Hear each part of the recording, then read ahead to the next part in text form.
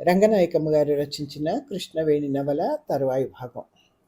ఆడపిల్లలు ఎప్పుడు బొట్టు పెట్టుకోవాలి కృష్ణవేణి, లేకపోతే ఎంత అందమైన మొహమైనా చిన్నపోతుంది అన్నాడు. నేను నవ్వి, అలాగే కానీ మీ నాగార్జున సాగర్ డ్యామ్ విశేషాలు ఏమన్నా చెప్పండి, వింటాను అన్నాను. మా సొంతమేముంది, మనందరిది కదా. గవర్నర్ త్రివేది పట్టుదల, ఆంధ్రుల అదృష్టము. కృష్ణవేణి నదిపైన కొండ దగ్గర ఆనకట్ట ప్రారంభమైంది. పేరు నాగార్జున సాగర్గా మార్చారు కదా. బాగుంది. మేమేం అరణ్యాల్లో ఉంటున్నామనుకున్నారా? ఈ మాత్రం సంగతులు తెలియకపోవడానికి. మీ ఆఫీస్ ఎలా పనిచేస్తుందో, అందులో మీ డ్యూటీ ఎలా ఉంటుందో చెప్తే తెలుసుకుంటాను. మీకేది తెలుసుకోవాలని ఉన్నా అడగండి, చెప్తాను. మా ఆఫీసు 5 భాగాలుగా ఉంటుంది. కాలువ త్రవ్వకానికి తగిన ప్లాన్ మేమే తయారు చేసుకుంటాం.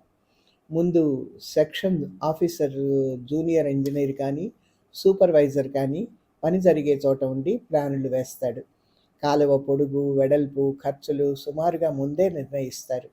సెక్షన్ ఆఫీసరు భూమి సర్వే చేసి ఎంతవరకు తవ్వాలో, ఏ రకమైన నేలలు తగులుతాయో, మైలుకి ఎంత ఖర్చు అవుతుందో అదంతా ఎస్టిమేట్ చేస్తాడు. అది సబ్ డివిజన్కి వస్తుంది. అసిస్టెంట్ ఇంజనీర్ దగ్గర అవసరమైతే మార్పులు పొంది డివిజన్కి వస్తుంది. అక్కడ ఎగ్జిక్యూటివ్ ఇంజనీర్ అవసరమైన మార్పులు చేసి సర్కిల్కి పంపుతాడు. సర్కిల్లో సూపరింటెండెంట్ ఇంజనీర్ ఆమోదం కూడా పొంది ఆఖరిన మా సెక్షన్కి, అంటే చీఫ్ ఇంజనీర్కి వస్తుంది. ఆ ప్లాన్ మా దగ్గర అప్రూవ్ అయితే ఫైనలైజ్ అయినట్టే. మేము దాన్ని గవర్నమెంట్కి తెలియజేస్తాం. ఆర్డర్స్ రాగానే పని ప్రారంభం అవుతుంది. మా ఆఫీస్ డ్యూటీని చెప్పాలంటే, మాకు పని కన్నా బాధ్యత ఎక్కువ. మేము పనికి, గవర్నమెంట్కి మధ్యన ఉంటాం. కింద వాళ్ళు సూచించిన పనులన్నీ అవసరమైన విధంగా మార్చి నిర్ణయించడం, చీఫ్ ఇంజనీర్ ఆర్డర్స్ ప్రకారం పనులు ఎలా జరుగుతున్నాయో చూడడం, అవి మా పనులు. ఒక్కసారే అంతా చెప్పాలంటే వీలు కాదండి. మీకేది తెలుసుకోవాలన్నా రాస్తాను. చెప్పినంతవరకైనా అర్థమైందా అని ప్రశ్నించి తన ధోరణి ఆపు చేశాడు. అయింది అన్నాను. ఏమైందో నాకే తెలియదు. మరి మీ కబుర్లు కాసిన్ని చెప్పండి అన్నాడు. నా కబుర్లేం లేవు, తిని తిరగడం తప్ప. తిని ఊరుకోండి, తిరక్కండి. మగవాడి తిరక్క చెడ్డాడు, ఆడది తిరిగి చెడింది అనే సామెత మనకు ఉంది కదా అన్నాడు. ఆ భయమేమీ లేదులేండి. ఆ సామెత ఏనాడో పాతదైపోయింది. నాకు పాత లక్షణాలే ఇష్టమండి. అమ్మాయిల్ని నడివీధిలో వెంబడించడం, కలం స్నేహాలు కోరడం పాత లక్షణాలేనా అన్నాను. మిమ్మల్ని వెంబడించానా? అలా అనుకోకండి. మీతో మాట్లాడాను అంతే. మంచి పనులైతే పాతవైనా కొత్తవైనా ఒకటే కదా. కలం స్నేహంలో తప్పేముంది? అన్నట్టు మీరు ఇంటి అడ్రస్ ఇచ్చారా? పర్సనల్ లెటర్స్ ఇంటికే. అమ్మ, లక్ష్మి చాలా సేఫ్గా ఉంచిస్తారు ఉత్తరాలు. లక్ష్మి ఎవరావిడ? వెంటనే అడిగాను. ఎవరైతేనే, మీ లెటర్స్ సేఫ్గా ఉంటాయి. నాకు నిజంగా కోపం వచ్చింది. అడిగిన విషయం చెప్పే అవసరం లేని మీకు ఉత్తరాలు రాసేది ఎవరో అన్నాను వెటకారంగా. "ఆ, ఆ, అలా ఆగ్రహించకండి. మీరు అడిగితే చెప్పను. లక్ష్మి నా చెల్లెలు. ఆమెకి పెళ్ళయి 2 ఏళ్ళు అయింది." నేనెందుకో తేలిగ్గా ఫీల్ అయ్యాను. మరి మీకు అని అడగలేకపోయాను. మీ లక్ష్మి ఏం చదువుకున్నారు? స్కూల్ ఫైనల్తో మానేసింది. కొత్త పద్ధతులు ఇష్టం లేక మానిపించారా? నేనంత మూర్ఖుణ్ణి కాదు కృష్ణవేణి. అప్పట్లో నా చదువు సాగడమే గగనం అయిపోయింది. లక్ష్మి చదువుకోలేకపోవడానికి కారణం మా ఆర్థిక ఇబ్బందులు తప్ప ఏమీ కాదు అన్నాడు దిగులుగా. నేను చాలా నొచ్చుకున్నాను. క్షమించండి రావు గారు, సరదా కన్నాను. కానీ 2 గంటల పరిచయంతోనే తన కుటుంబ విషయాలు చెప్పుకునేంత క్లోజ్గా భావిస్తున్నాడా నన్ను అని అనుకున్నాను. మౌనంగా పరిసరాలు చూస్తూ కూర్చున్నాను. చాలా చీకటి పడిపోయింది. ఎప్పుడు లైట్లు వెలిగాయో గమనించనే లేదు. ఇక వెళదాం రావు గారు, చీకటి పడింది అంటూ లేచాను. ఇద్దరం పార్కు చెట్ల కింద నుంచి నడక సాగించాం. 1000 దీపాల వెలుగులో ఇద్దరం అలా తెల్లని బట్టలతో నడుస్తుంటే నాకే ముచ్చటేసింది. ఒకటి అడగమంటారా అన్నాడు. ఏమిటి? రేపు సాయంత్రం కూడా వస్తారా? నేను ఎల్లుండి వెళ్ళిపోతాను ఉదయం. అన్నట్టు రేపు ఉదయం బస్కి రాను, ప్రయత్నిస్తున్నాను అన్నాను కొంచెం బెట్టుగా. అతను నవ్వాడు. నేను సిగ్గుపడ్డాను. అమ్మాయిని అనిపించుకున్నారు అన్నాడు. ఆడపుట్టక సార్థకం చేసుకున్నానంటారు. సంతోషం. గేటు సమీపించింది. తను మా ఇంటి వరకు వస్తాన్నాడు. అక్కర్లేదని రిక్షాలో ఎక్కాను. Good night Krishnaveni. నేను జవాబుగా నవ్వి ఊరుకున్నాను. ఆ రాత్రి చిత్రంగా అంతా మననం చేసుకుంటూ పడుకున్నాను. మర్నాడు బస్సులో అతను లేడు. లేకపోయినా నాకు నిండుగానే ఉంది. రేణుకి ఆ విషయం అప్పుడు కూడా చెప్పాలనిపించలేదు. దాన్ని చూస్తున్న కొద్దీ ఏనాడు లేనిది ఆనాడు ఒక విషయం దాని దగ్గర రహస్యంగా ఉంచానని మదనపడ్డాను. అయినా చెప్పాలని మాత్రం అనిపించలేదు. అది నన్ను సాయంత్రం మళ్ళీ వాళ్ళ ఇంటికి పిలవడానికి నేను అవకాశమే ఇవ్వలేదు. ఆ సాయంత్రం మళ్ళీ పార్కుకి వెళ్ళాను. రేణు దగ్గర మరుగుపరిచి అలా రెక్కలు కట్టుకొని ఎందుకు వెళ్తున్నాను అని మరొకసారి అనుకోకపోలేదు. కానీ నా సందేహాలు నేనే పట్టించుకోలేదు. మాధవరావు ఎదురొచ్చాడు. క్రిందటి రోజులాగానే అక్కడే కూర్చున్నాం. అతను తనకై తాను మాట్లాడలేదు. ముభావంగా వెనక్కి చేతులు అంచి కూర్చున్నాడు. కాసేపు ఊరుకొని, కృష్ణవేణి వచ్చిందండి రావుగారు అన్నాను. కూర్చోమని చెప్పండి అన్నాడు. కూర్చునే ఉందండి అన్నాను. రావు మౌనం వహించాడు. నాకేం అర్థం కాలేదు. ఎందుకలా ముభావంగా ఉన్నారు? ఏ ఎలా ఉన్నాను? నేను రాత్రికి వెళితే బాగుంటుందా, రేపు ఉదయం వెళితే బాగుంటుందా? మీ అభిప్రాయం చెప్పండి అన్నాడు. రాత్రి అయితే ప్రయాణం చేసినట్టు ఉంటుంది, నిద్రపోయినట్టు ఉంటుంది. బోలెడు దూరం పగలు ట్రైన్లో కూర్చోవాలంటే విసిగేస్తుంది. రాత్రే మంచిది కదూ అన్నాను. అవును, నాకు అలానే అనిపించింది. రాత్రికే వెళ్ళిపోతాను.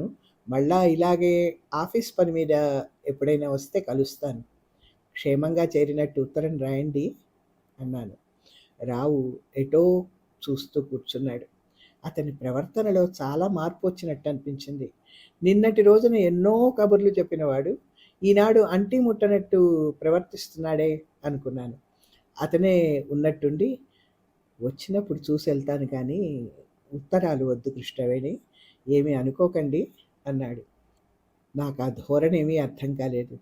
నిన్న మీరేమో అడిగారో గుర్తులేదా అన్నాను. లేదని ఎలా అంటాను? తొందరపడ్డానని అనుకుంటున్నాను. మనం ఉత్తరాలు రాసుకోవడం ఇద్దరికీ మంచిది కాదు కృష్ణవేణి. అంటే మీ ఉద్దేశం?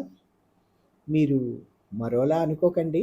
నాకెందుకో మంచిది కాదని తోస్తోంది. అంతకు మించి మరేం లేదు. నేను మౌనంగా చేతిలోకి ఆసరాగా తెచ్చుకొచ్చిన హిందీ పత్రిక తిరగేస్తూ కూర్చున్నాను. పుస్తకంలోకి తప్ప అతని కేసి చూడలేదు. మీ నుదుట కుంకుమ ఎంత నిండుగా ఉందో తెలుసా అన్నాడు. నేను తలెత్తి అతని మొహంలోకి చూశాను. రోజు ఇలా ఎందుకు పెట్టుకోరు? నేను మాట్లాడలేదు. ఇలాగే రోజు బొట్టు పెట్టుకోండి కృష్ణవేణి. ఏ మాట్లాడరు? కోపమా? ఎవరి మీద? ఏం మాట్లాడమంటారు? మీరే చాలా కొత్తగా కనిపిస్తున్నారు. నిన్న ఉన్నట్టు ఇవాళ లేరు. నా ధోరణే అంత కృష్ణవేణి. 10 రోజులకు ఒక రోజైనా నవ్వుతూ గడిపే సమయం రాదు. "ఆ, దానికేం కానీ మీకు హిందీ వచ్చా? నాకు నేర్పుతారేంటి?" అంటూ నా ఒడిలో పుస్తకం తను తీసుకున్నాడు. వచ్చనే చెప్పుకోవచ్చులేండి. మీరంత నేర్చుకోవాలని ఉంటే మీ టౌన్లో పంతుళ్ళే లేకపోయారండి అన్నాను. నిజం కృష్ణవేణి, హిందీ నేర్చుకోవాలని నాకెంతో కోరిక. చదువుకునే రోజుల్లో అశ్రద్ధ చేశాను. ఆ మధ్య కొన్నాళ్ళు హిందీ ప్రచార సంఘానికి వెళ్ళాను.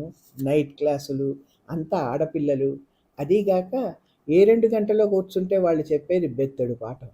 ఆఫీసులో చచ్చి బతికి వస్తే కాసేపు నిశ్చింతగా కూర్చోకుండా రాత్రి బడి విసిగేసి మానేశాను.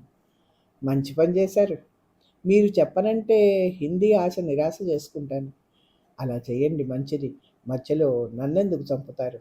అంతేనంటారా? ఊరికే వద్దులేండి, గురుదక్షిణ ఉంటుంది. మీరిచ్చే గురుదక్షిణ పోస్ట్ ఖర్చులకు కూడా చాలదే. నేనేమన్నా ఉద్యోగం చేస్తున్నానా, ఊళ్ళో వెళ్తున్నానా? నా మాట విని సెల్ఫ్ స్టడీ ప్రారంభించండి. హిందీ తెలుగు కోష్ అంటే డిక్షనరీ, స్వబోధిని అంటే గ్రామరు కొనుక్కోండి. క్లాస్ బుక్స్ తీసుకోండి. కావలసినంత హిందీ. ఏడాది తిరిగి వచ్చేసరికి హిందీలో పద్యాలు రాస్తారు. నేను అలాగే చదివానులేండి. అయితే మీరు పద్యాలు రాస్తారా? మీ అంత తెలివైన వాడిని కాదు సుమండి. సెల్ఫ్ స్టడీ ప్రారంభించానని తెలిస్తే నన్ను పరీక్షకే రానివ్వరండి. నేను నవ్వాను. ఓ చిన్నపిల్ల పూలమాలలు అమ్ముతూ తెచ్చింది. నా కల్లో పూలు లేవు. రావు ఆ పిల్లని పిలుస్తుంటే నాకొద్దండి అంటూ వారించాను. అతను క్షణం చూసి మీకు కాదు నాకే అంటూ కర్పూర చామంతులు మరువం కలిపిన మాల తీసుకున్నాడు. నా దగ్గర డబ్బులు లేవు. అతని దగ్గర తీసుకోవడం నాకు ఇష్టం లేదు. ఆ పూలమాల ఎవరి కోసం నాకు తెలుసు. ఎందుకొద్దన్నారు అన్నాడు పూలపిల్ల వెళ్ళిపోయాక. మీ జడలో పూలు లేవు కదా అన్నాడు. పూలు ఉండి తీరాలని నాకంత పట్టింపు లేదండి. తప్పు, అలా అనకండి. పువ్వులు అమ్మాయిలు పెట్టుకోబోతే మరెవరికి? నేను ఇస్తున్నాను కదా, ఈసారికి పెట్టుకోండి. నాకొద్దండి. అతను క్షణం మౌనంగా చూశాడు. ఇంత ఖచ్చితంగా ఎలా చెప్తున్నారో నాకు ఆశ్చర్యంగా ఉంది.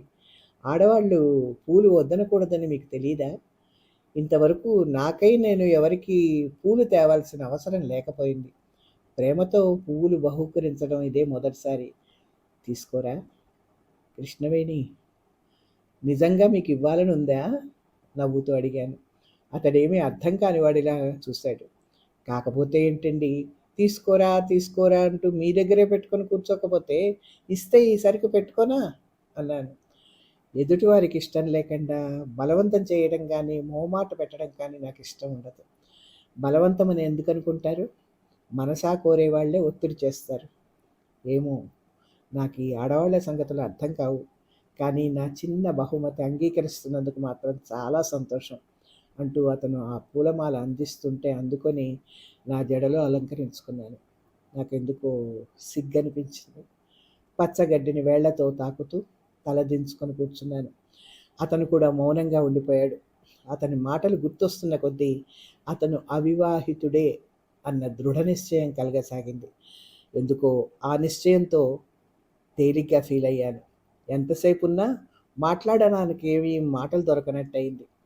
అనుకోని విధంగా మీతో స్నేహం చేసుకొని వెళ్తున్నాను అన్నాడు. మీ చెల్లిని అడిగానని చెప్పండి అన్నాను. కృష్ణవేణి అడిగిందని చెప్తే దానికేం తెలుస్తుంది? వరుస చెప్పండి, చెప్తాను మొహంలోకి చూడసాగాడు. ఏమిటింత సాహసం అన్నట్టు నేను చిత్రంగా చూస్తుంటే, అదే అలా చూస్తారు, ఏదైనా వరుస చెప్పకూడదా అన్నాడు. స్నేహితురాలు కృష్ణవేణి అని చెప్పండి అన్నాను. రావు నవ్వాడు. నేను మూతి ముడుచుకున్నాను. ఏం మనిషి, క్షణానికి ఓ రకంగా ఉంటాడు. ముఖ్యమనిపించే విషయాల్ని నిర్లక్ష్యంగా వదిలేస్తాడు. అంతలోనే అర్థం కాని అనుమానాలు తెచ్చి పెడతాడు. ఇంత కొత్త వాళ్ళకి వరుసే ఉంటుంది. చుట్టాలా పక్కాలా అయినా అక్కయ్య అడిగింది అని చెప్పమనడానికి నా మనసు అంగీకరించలేదెందుకో. ఇక వెళదాం. హోటల్కి వెళ్ళి భోంచేసి స్టేషన్కి వెళ్ళాలి. వాచ్ చూసుకుంటూ లేచాడు. మీకు ఈ పువ్వుల చీర కంటే నిన్నటి తెల్ల చీరే బాగుంది పక్కనే నడుస్తూ అన్నాడు. రేపటి నుంచి నేను ఒక్కదాన్నే బస్సులో వెళ్ళాలి ఉన్నట్టుండి అన్నాను. అదే, ప్రయాణికులంతా ఏమైపోతారు అని నవ్వాడు. ఉన్నా నాకెవరూ లేనట్టే అన్నానే కానీ అలా అనడం చులకనగా ఉంటుందేమోనని చప్పున సిగ్గుపడ్డాను, మదనపడ్డాను. గేటు సమీపించింది. ఉత్తరాలు రాస్తూ ఉంటారుగా అన్నాడు నిలబడి. నేను ఆశ్చర్యపోతూ చూశాను. మీ మాటలకి నిలకడ లేనట్టుంది రావుగారు. మీ ఇష్టం వచ్చినట్టు అనుకోండి, కానీ ఆఖరి మాటలే లెక్కలోకి తీసుకోవాల్సినవి. నన్ను రావుగారు అని పిలవద్దు, మాధవ్ అనండి. నేను మిమ్మల్ని మీ పేరుతో పిలుస్తున్నాను, మీరు నన్ను నా పేరుతో పిలవండి. తెల్లబోయాను నేను. మాధవ్ అనాలా? ఎంత బాగుంది. మరి వెళ్ళిరానా అన్నాడు. Good night Madhav. చేరగానే లెటర్ రాయండి. అప్రయత్నంగా అతను కాదు, మాధవ్ నా కుడి చేతిని తన చేతిలోకి తీసుకొని విడిచాడు. కాదనే అవకాశం కూడా నాకు లేకపోయింది.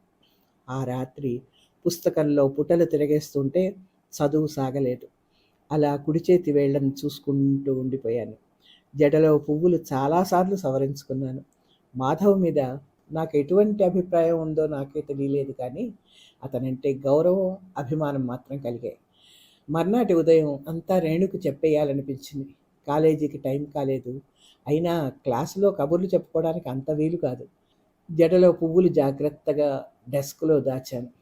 వెంటనే తయారై పుస్తకాలు తీసుకొని రేణు వాళ్ళ ఇంటికి రిక్షాలో బయలుదేరాను. ఏం ఇలా వచ్చావు అంది రేణు. సడన్గా నేను చూడాలనిపించిందే. ఓహో, అంతేనా? దానికే చూడు. దానికేం కానీ రేణు, నీతో ఒక విషయం చెప్తాను, నన్నేమీ అనకూడదు. ఏంటి ఇవాళ చిత్రంగా ఉన్నావు? అయితే చెప్తున్నాను. ఆ మధ్య రోజు ఒక అబ్బాయి బస్సులో కనిపిస్తున్నాడని చెప్పానే, మొన్న ఉదయం బస్సు దిగి వస్తుంటే అతను నన్ను అంటూ అంతా చెప్పేసి ఊరుకున్నాను. రేణు ఆశ్చర్యంగా ఉత్సాహంగా అంతా విని మౌనం వహించింది. ఏమీ అనుకోకే రేణు, 2 రోజులుగా నీకు మరుగుపరిచాను, కానీ నాకు మనసు ఒప్పలేదు. స్నేహితుల్ని మరిపించే స్నేహితుడు దొరికాడన్నమాట. ఇంకనే అంది ఎత్తి పొడుపుగా. చాలే, స్నేహితుల్ని మరిపించడం ఏమిటి? అతను చాలా మంచివాడు రేణు. ఎవడైతే నీ కళ్ళల్లో పడ్డాడు మంచివాడే. నాకు చాలా కష్టం అనిపించింది. అతన్ని చులకనగా అనకు రేణు. ఇష్టమైతే మంచిగా అనుకోవచ్చు, లేకపోతే ఊరుకోవచ్చు అన్నాను నిష్ఠూరంగా. అదేమిటి కృష్ణవేణి, అతన్ని నేనెందుకు తేలిక చేస్తాను? 2 రోజులు మాట్లాడిన దానివి నీకన్నా ఎక్కువగా అసలు అతన్ని చూడనైనా లేదు, నాకేం తెలుస్తుంది? రాయిలాంటి నీ మనస్సుని ఆకర్షించిన అతను గట్టివాడే అంటాను. అతన్ని నీ స్నేహితుడిగానైనా గౌరవించాలి కదా నేను, అంది నవ్వుతూ. పోనీ అతనికి చెప్పకపోయావు కానీ ఆ స్నేక్ డ్యాన్స్ ఎలా ఉంటుందో నాకైనా చెప్పవే, అంది. నేను నవ్వాను. అతనిచ్చిన చీటీ డైరీలో ఉంచాను, సాయంత్రం చూపిస్తాలే. ఆ రాతలా ఉంటుందది. కాదు కానీ నాకు చెప్తే నేను చూద్దును గదే. నేనంత తెలివి తక్కువ దాన్ని అనుకున్నావా మీ మధ్య కూర్చోడానికి? ఒక్కసారి అలా దగ్గర నుంచి వెళ్తూ చూసి వచ్చేద్దును కదా. నాకంత తోచలేదే. పోనీ ఫోటో తెప్పించు చూద్దాం, అంది. అతని మనసు క్షణానికి అలా ఉంటుంది. లెటర్స్ రాస్తాడంటావా?